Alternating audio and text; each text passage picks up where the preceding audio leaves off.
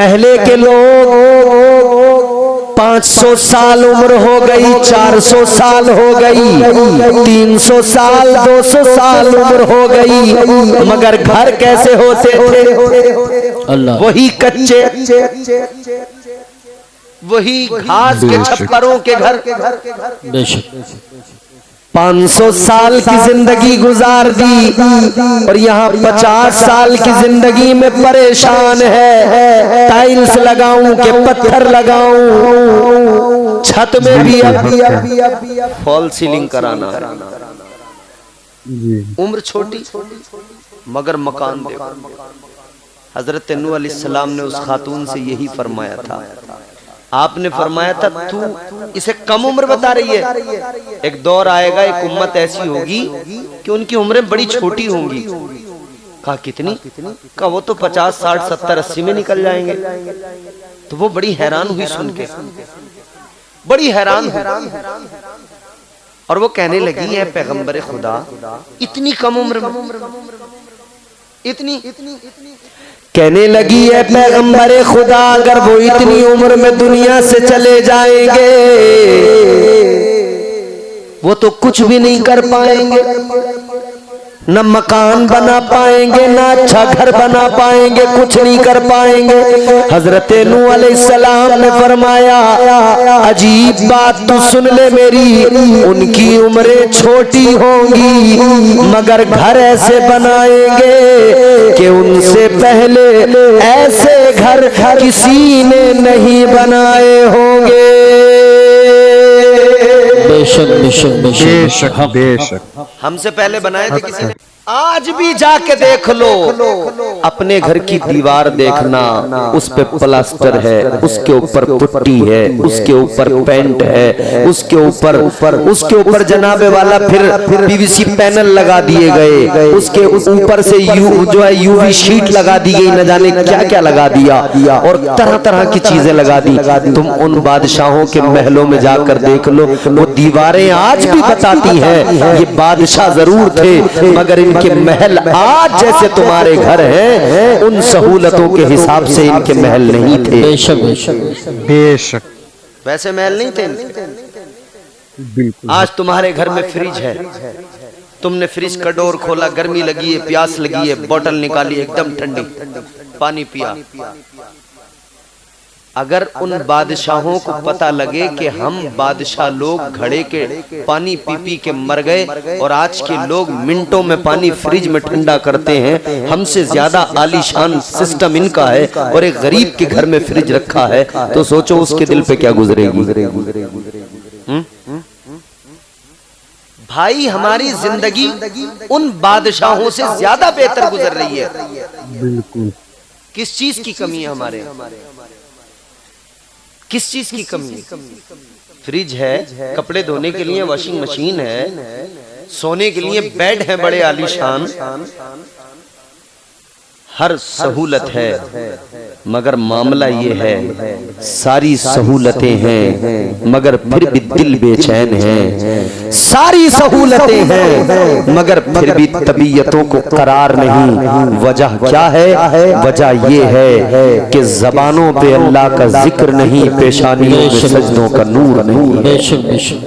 सबसे बड़ी बिल्कुल हो जाएगा चेहरा नूरानी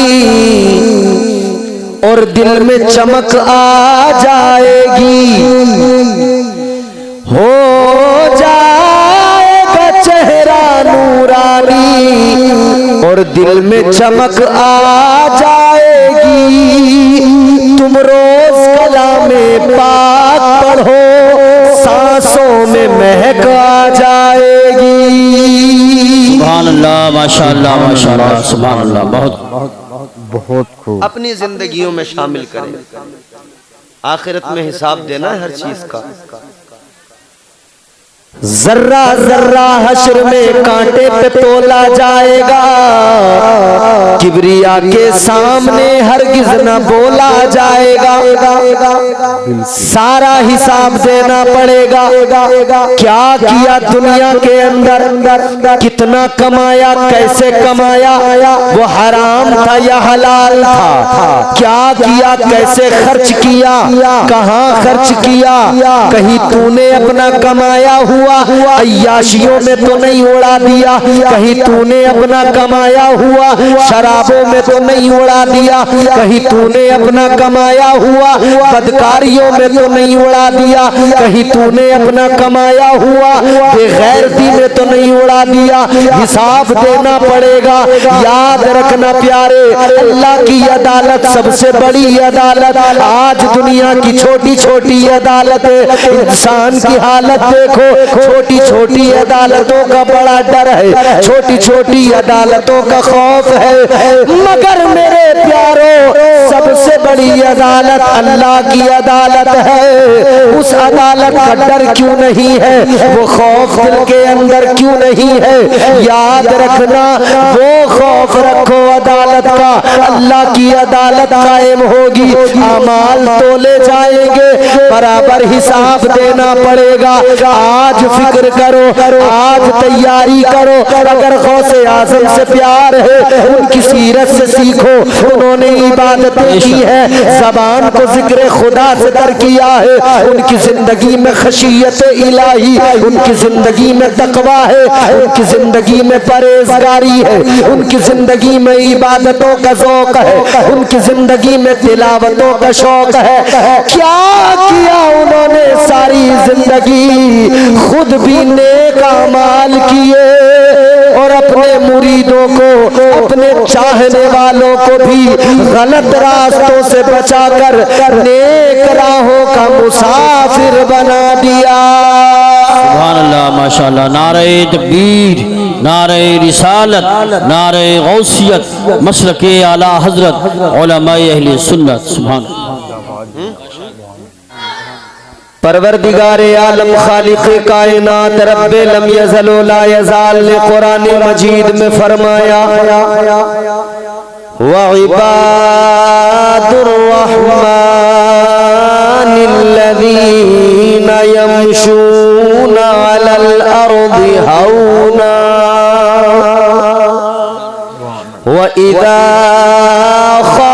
ख़ातबहुमुल जाहिलून क़ालू सलामा। सुभान अल्लाह, माशाअल्लाह। बोल दो सुभान अल्लाह। आपने कुरान सुना है, अल्लाह का कलाम सुना है। बेशक सुभान अल्लाह। कुरान कहता है रहमान के बंदों की शान ये होती है कि वो जमीन पर अकड़ कर नहीं चलते। बेशक बेशक बेशक। अकड़ना किस लिए होता है, क्यों आदमी अकड़ता है? अकड़ कहां से? गुरूर के सबब पैदा होती है, तकब्बुर के सबब बंदा अकड़ के चलता है।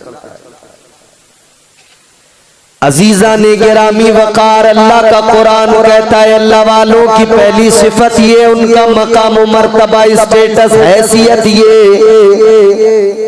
वो जमीन पर अकड़ कर नहीं चलते, आहिस्ता आहिस्ता नरमी के साथ, इनकिसारी के साथ, आजिजी के साथ वो जमीन पर चलते हैं। बेशक बेशक बिल्कुल। तो अकड़ना रहमान के बंदों का काम तो है ही नहीं। बेशक बेशक।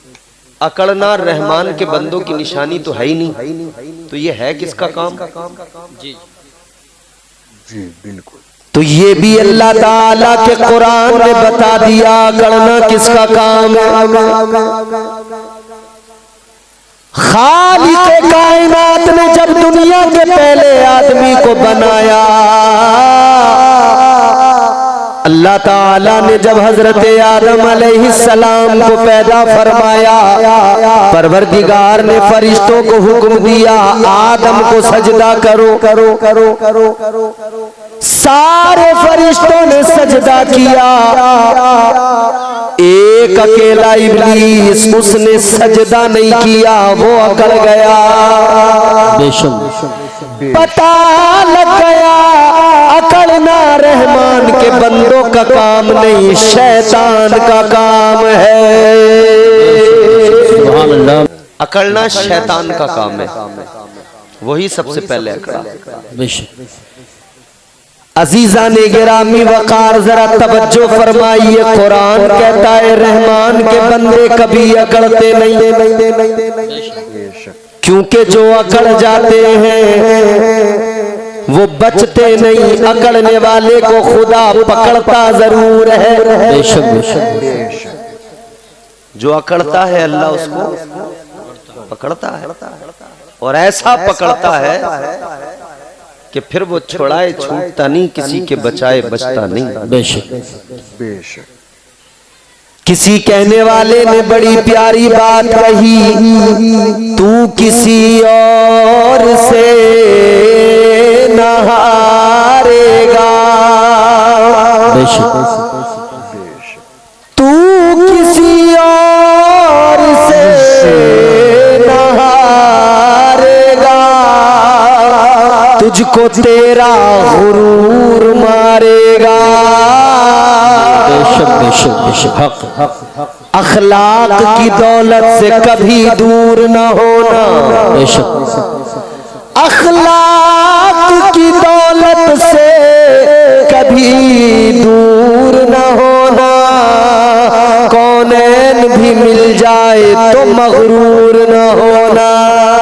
बेशक बेशक सुभान अल्लाह सुभान अल्लाह सुभान। कभी नहीं अकड़। ए बच्चों, अल्लाह बेटे आराम से बैठे रहो, खामोश। ये तो वो हाल कर रहे हैं, चप्पल चलाने को तैयार है। कारी साहब जरा सी छूट दे दी ना, उधम काट कर रख देंगे पूरे जलसे में। ये भी हमारी जिम्मेदारी है, हम अपने बच्चों को अच्छी तरबियत दें। बेशक बिल्कुल बिल्कुल। रहमान के बंदे अकड़ते नहीं, इताअत करते हैं। किसकी? अल्लाह और उसके रसूल की। क्योंकि कुरान मजीद में अल्लाह ताला ने फरमाया, अतीउल्लाह व अतीउर रसूल, हुक्म दिया इताअत अल्लाह की करो, अल्लाह के रसूल की करो करो करो करो। ये इताअत जरूरी है, ये इताअत तुम्हें इंसान बनाएगी, ये इताअत तुम्हें दुनिया में भी बेहतर बनाएगी, आखिरत में भी। बेशक बेशक इताअत के सबब ही अंदर की खराबियां दूर होंगी। मगर अजीब हाल है, अजीब तमाशा है, नाक की लड़ाई हमारे मुआशरे में लड़ी जा रही है। हर आदमी अपने आप को आला साबित करने में लगा है, हर आदमी अपने आप को बेहतर साबित करने में लगा है। ऐ लोगों, एक जुमला बड़ा सादा सा है, और वो ये, हम अपने आप को उम्दा साबित करने में लगे हैं। अगर एनर्जी इसमें न लगाकर, उम्दा साबित करने में ना लगकर, अपने आप को उम्दा बनाने में लग जाए तो काम बन जाएगा। सुभान अल्लाह माशाअल्लाह। भाई दो बातें हो गई, एक तो खुद को उम्दा साबित करना, बेहतर साबित करना, तो इसमें मेहनत करनी पड़ेगी, झूठ भी बोलना पड़ेगा, झूठ भी बोलना पड़ेगा इसमें, और इधर उधर की बातें बड़ी घुमानी पड़ेंगी। और एक ये कि खुद को आदमी बेहतर बना ले तो फिर साबित करना नहीं पड़ता, फिर वो बेहतर हो जाता है। बेहतर बनने के लिए क्या करना जरूरी है?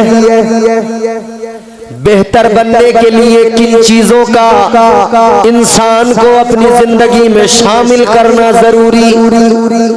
आइए आपको सूफिया की बारगाह में लेकर चलता हूँ, अल्लाह वालों की बारगाहों से पता लगेगा, बगदाद के ताजदार की बारगाह से पता लगेगा बेहतर कैसे बना जाए।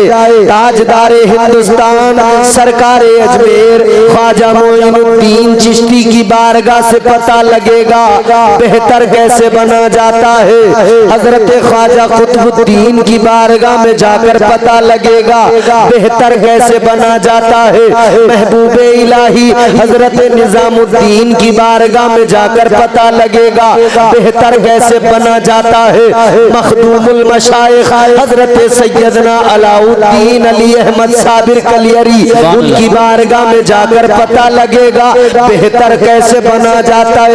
याद रखो मेरे अजीजों, सिर्फ औलिया के नाम पर कव्वालियों में नाचने से कोई आदमी बेहतर नहीं बन जाता, ढोलक बजाने से कोई बेहतर नहीं बन जाता।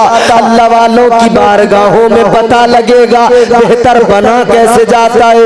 आओ सारे औलिया की तालीमात का निचोड़ देख लो, तीन बातों में सारी तालीमात सिमट जाती है, तीन बातों में तमाम बुजुर्गों की सारी तालीमात है। फरमाया गया बंदा अपने अंदर तीन बातें शामिल कर ले, तीन सुधार कर ले। पहला क्या फरमाया गया? कम खाना। बेशक बेशक सुभान अल्लाह। क्या जी बोल दो। अच्छा, कम खाने की बात पर नहीं बोलोगे, ज्यादा ही खाओगे।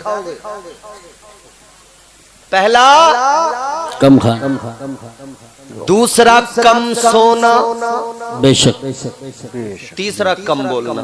बेशक बेशक तीन बातें हैं, कम खाना, कम सोना, कम बोलना। अब इन तीन बातों के तनाजुर में हम खुद को देखें, हम कहाँ खड़े हैं। बोलने की बात आ जाए तो हमें आता जाता तो कुछ नहीं, मगर वकील हमसे बड़ा कोई नहीं। जी जी बेशक है नहीं। गांवों में जगह जगह, शहरों में जगह जगह तुम्हें मिलेंगे लोग बैठे हुए, चबूतरों पे बैठे हैं, बैठकों पे बैठे हैं, पेड़ के नीचे बैठे हैं, और सारी दुनिया की बातें उनसे वहां सुन लो। और इतनी लंबी फेंकम फांक है, अल्लाह रहम फरमाए, ईरान तुरान की सारी वहीं बैठे बैठे सुना देगा। एक हाजी जी थे, हम एक गांव में इमामत करते थे, हम कारी साहब। वो हाजी जी के पास रेडियो था, वो रेडियो में बीबीसी पे खबरें सुन के आते थे। बस अल्लाह की पनाह, उस बुड्ढे ने जीना हराम कर दिया। जितनी खबरें सुन के आते थे उतनी आके सारी मस्जिद में मुझे सुनाते थे। मैंने कहा हाजी जी तुम इतनी परेशानी उठाते क्यों हो, मुझे इतनी खबरें सुनाते क्यों हो? बोले कारी साहब क्या करूं, जब मैंने सुनी है तो किसी को सुनाऊंगा भी जरूर, वरना मेरा दिल नहीं मानेगा। रेडियो की कीमत जितनी है वसूल कर रहा हूं। मैंने कहा खुदा के बंदे कहीं और जाके वसूल कर ले, मुझे माफ कर दे। रात दिन हमारे यहाँ लोग बैठे हुए झूठ पे झूठ, झूठ पे झूठ, झूठ झूठ झूठ, बैठकों पे बैठ के देखो तो झूठ की महफिलें चल रही हैं। बड़ा बड़ा झूठा आदमी बैठा है और ऐसे झूठ बोल रहा है जैसे कि बिल्कुल सच बोल रहा है। और जो जितना बड़ा झूठा वो इतने ही गरजदार आवाज में कहता है मुझे झूठ से बहुत नफरत। जी जी बेशक। अच्छा, झूठ से नफरत। झूठों ने झूठों से कहा है सच बोलो, सरकारी ऐलान हुआ है सच बोलो। ऐसे ऐसे झूठे होशियार रहने की जरूरत है। अजीजा ने गिरामी वकार जरा तवज्जो फरमाइए, खुद भी झूठ से बचिए, दूसरों को भी झूठ से बचाइए। झूठ बहुत बड़ी लानत है, झूठ चेहरों का हुस्न बिगाड़ देता है, झूठ इंसान की चेहरे पर नहूसत ला देता है, झूठ घरों की बरकतें खत्म कर देता है, झूठ इबादतों का लुत्फ खत्म कर देता है, झूठ दुआओं की तासीर खत्म कर देता है। बड़े नुकसानात है झूठ के, याद रखना झूठ से बचना जरूरी है, और जितना झूठ से बचना जरूरी उतना ही झूठों से बचना जरूरी। बेशक बेशक सुभान अल्लाह। बिल्कुल भाई डॉक्टर जब इलाज करता है कैंसर का तो ऑपरेशन करके कैंसर तो निकाल देता, मगर फिर भी कीमो चढ़ाता है। कहता है इसके जितने भी सेल्स रह गए उनको भी जलाया जाएगा, मारा जाएगा, छोड़ेंगे नहीं। मतलब ये कि बीमारी के सेल्स अगर बाकी रह गए तो वो फिर से दोबारा जन्म ले लेगी, फिर से तैयार हो जाएगी। इसी तरह अगर झूठ बोलना छोड़ के झूठों की पहुंच में आ गए, इनकी रेंज में आ गए, तो ये फिर अपना काम करेंगे, फिर उसी रास्ते पे डाल देंगे। इसीलिए अजीजाने गिरामी वकार बहुत जरूरी है कम बोलना। इसीलिए तो कहा गया अपने अल्फाज को तोलो तो बहुत अच्छा हो, फिर बहुत सोच के बोलो तो बहुत अच्छा हो। सुभान अल्लाह, माशाअल्लाह माशाअल्लाह, बहुत खूब बहुत खूब। तो ये अपनी जिंदगी में शामिल करें कम बोलना, कम बोलना। अब दूसरी चीज, कम सोना। अब सोने जागने का सिस्टम हमारे यहाँ बिल्कुल उल्टा हो गया। क्या रात को सो नहीं रहे, दिन में उठ नहीं रहे। दिन हुआ तो बिस्तर पे औंधे पड़े हैं और रात में उल्लू की तरह आंखें हो गई कि बंद होने का नाम नहीं लेती। अच्छा, हमारे लोगों का कारी साहब एक बड़ा मसला, ये हमारे लोगों का मसला ये है, बकरी वाली चाल पे चलते हैं। कौन सी चाल पे? बकरी वाली चाल मालूम है आपको? बकरियां गांव में पलती होंगी, आप बाजार के दिन बकरी को लेकर चलो बाजार की तरफ, या यूं ही घर से कहीं लेकर चलो रस्सी पकड़ के आगे, तो आप आगे रस्सी पकड़ के चलेंगे तो बकरी चलने को तैयार नहीं होगी, ब्रेक लगा देगी और ऐसे ब्रेक लगाएगी कि आगे को हिलेगी नहीं। पावर ब्रेक जैसे लग जाता है ना गाड़ी में, वैसा ब्रेक। बैठ जाओ, आराम से बैठ जाओ सब लोग इत्मीनान के साथ में। माशाअल्लाह देखो कितने लोग आए, अल्लाह ताला सलामत रखे। अब जरा जोर से मोहब्बत से कह दें सुभान अल्लाह। अरे सारे मिलके बोलो भाई, मेरी तरफ देखो और जरा जोर से नबी की मोहब्बत में हाथ उठा के जरा कहो या रसूल अल्लाह, या रसूल अल्लाह। हाँ बोला करो, बोलने वाले लोग बड़े फायदे में रहते, मगर हद में बोला करो, झूठ ना बोला करो, फजूल ना बोला करो। अल्लाह रसूल का जिक्र जितना करना है करते जाओ, अल्लाह रसूल की बातें जितनी करनी है बोलते जाओ, करते जाओ, क्योंकि ज़बानें अल्लाह के जिक्र से पाक हो जाती है। तो बकरी को आगे खींचो तो वहीं रुक जाएगी, बढ़ने को तैयार नहीं होगी। तो उसकी कैफियत को देख के लगता है कि ये पीछे को जाना चाहती है, ऐसे ही तो लगता है कि आगे नहीं जाना चाहती, पीछे जाना चाहती है। लेकिन मेरे अजीजों, बकरी को उठाकर घुमाओ, दूसरी तरफ पीछे की तरफ मुंह कर दो। अब उधर को लेकर चलो तो उधर को भी चलने को तैयार नहीं होगी, फिर पीछे को जोर लगाएगी। आगे खींचो तब पीछे को जोर लगाएगी, और फिर उस तरफ को पीछे को खींचो तो दूसरी मतलब डायरेक्शन वो नहीं पकड़ेगी जिसमें आप ले जाना चाहेंगे। वही हमारी कौम का हाल है, जिस डायरेक्शन पे इस्लाम ले जाना चाहता है बकरी की तरह बिल्कुल ब्रेक लगा देते हैं, चलते नहीं उधर को। इस्लाम कहता है नमाज की तरफ आओ, मस्जिद की तरफ आओ, आका का ऐलान होता है, मुस्तफा फरमाते नमाज मेरी आंखों की ठंडक है, आओ नमाज की तरफ। तो बकरी वाली चाल पे आ गए, ब्रेक लगा दिया। इमाम साहब ऐलान पे ऐलान कर रहे हैं, हय्या अलस सलाह, हय्या अलल फलाह, आई नहीं रही। अच्छा, अब मसला ये था, टेस्ट नहीं हुआ था बहुत दिन से कि अगर इनकी डायरेक्शन चेंज की जाए फिर क्या होगा, तो वो लॉकडाउन में पता लग गया।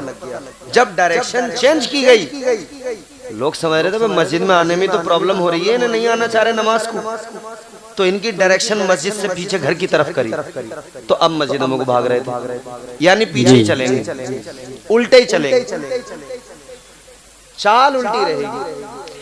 याद रखना मेरे अजीजों, वो तरीका अपनाओ जो बुजुर्गों का तरीका है। तो हमारे यहाँ ये उल्टा, हर मामले में उल्टा। रात अल्लाह ने आराम के लिए बनाई, तो रात में आंखें बंद नहीं करते, सोते नहीं। 12 बजना तो मामूली बात हो गया, वरना पहले लोग रात को 12 बजे एक नींद कंप्लीट करके उठते थे और फिर टाइम देखते थे, अरे आधी रात हो गई, 12 बज गए।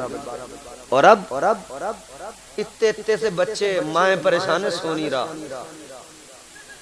इतने से नहीं सो रहे। जी बेशक। क्यों नहीं सो रहे? क्योंकि घरों का माहौल वैसा बन गया। रात को नींद नहीं, दिन में आराम कर रहे हैं, उल्टे पड़े हैं। याद रखना अजीजों, अल्लाह ताला ने रात आराम के लिए बनाई, दिन काम के लिए बनाया। जो अल्लाह ने निजाम दिया, जो अल्लाह ने निजाम शमसी अता किया, निजाम कमरी अता किया, उसके मुताबिक जिंदगी लेकर चलो, फायदे में रहोगे। अजीजाने गिरामी वकार, रात में आराम करोगे, सुबह को उठोगे, जिस्म में तवानाई होगी, जिस्म के अंदर चुस्ती होगी, जिस्म एकदम बराबर होगा, कोई बीमारी करीब नहीं आएगी। सुबह उठो, फज्र की नमाज के लिए मस्जिद में चले जाओ, इमाम की इक्तिदा में फज्र पढ़ लो, फज्र के बाद में निकलो, अपने रोजी रोजगार के लिए निकल जाओ, अपने काम के लिए निकल जाओ। खुदा की कसम, ये सुबह का वक्त होता है, बंदा अपना रोजगार संभालता है, अल्लाह ताला उस पर निगाह रहमत डालता है, परवरदिगार उसकी कैफियत को देखता है। मेरा बंदा दिन होते ही मेरी इबादत करके अपने बच्चों की फिक्र में लग गया, अपने काम की फिक्र में लग गया, कारोबार की फिक्र में लग गया। याद रखो, जब ये अपने कारोबार में लगता है, अल्लाह ताला इसकी रोजी में बरकत अता फरमाता है। क्या जमाना आ गया, संजीदगी खतरे में है, बेशक। खुदनुमाई का चलन है, सादगी खतरे में है। बेशक। आ रही है समझ में? सुनी नहीं रहे, समझ में कहां से आए? सुनोगे तब समझ में आएगी। जोर से बोलो सुभान अल्लाह। सुभान। जो तौर है दुनिया का, उसी तौर से बोलो। बहरों का इलाका है, जरा जोर से बोलो। मुझे ऐसा लग रहा है मैं गूंगों में आ गया। इस गांव के प्रधान से मेरी दरखास्त है, इस गांव की वोटर लिस्ट मुझे दी जाए, मैं इनकी सबकी जीत चढ़ाऊंगा सिरसी के हजूम। ये बोलते नहीं है, बड़े शर्मीले लोग। अल्लाह आपको सलामत रखे, आमीन। जोर से बोलो सुभान अल्लाह।